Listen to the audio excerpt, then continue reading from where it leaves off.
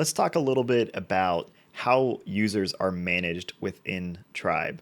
So there's a number of ways to give users very specific access to very specific content, and pretty much there's an infinite way amount of ways that you can actually group people and give them access to specific content.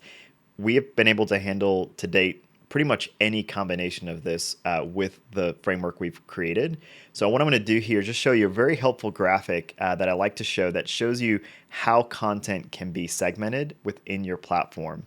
So if you look here on our screen, on the far right, we'll look at this little diagram here. I'll see if I can make it a little bigger. Okay, so what we have here is these kind of concentric circles.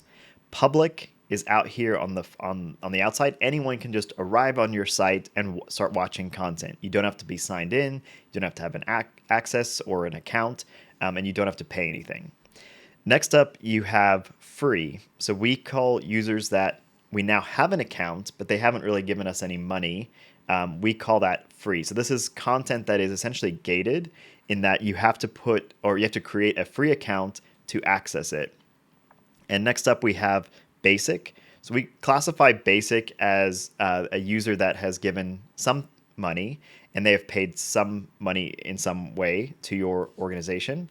And then premium is just another tier of that same kind of pricing structure. Now, you can use this primarily if you were doing a membership site with you have just very specific levels, and you're just slowly your value ladder goes from free content to $10 a month, and then maybe premium is $20 a month, something like that. Whereas everything on your site is just available, you can view it all. You can see that there is premium content, but when you click on it, it requires you to upgrade and sign up for whatever program that is.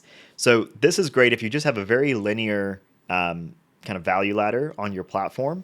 However, there are cases where you have a private community, or maybe you've sold a coaching program or a course, and you want that completely hidden and only available to a very specific set of people. So in this case, we have groups. So we have these private groups that sit outside of all of that. So public, free, basic, premium, that's kind of one value ladder. And then groups are something entirely different. They just anyone who has access to a group can see everything that's a part of that group.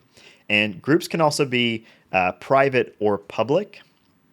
So best example is Facebook. You can have a private group on Facebook where people have to request access and get approval, and then they're allowed in. Or you can have a public group on Facebook where anyone can just click join and they're part of that group. So for different use cases, you may use private or public. Just want to explain all those different ways that you can organize and control access to your content. So if you are confused by this, or you're not quite sure how your content and your community is going to fit within this structure, go ahead and book one of those support help desk sessions, and we'd be happy to help and look exactly at kind of your structure and see how we could connect this up for you.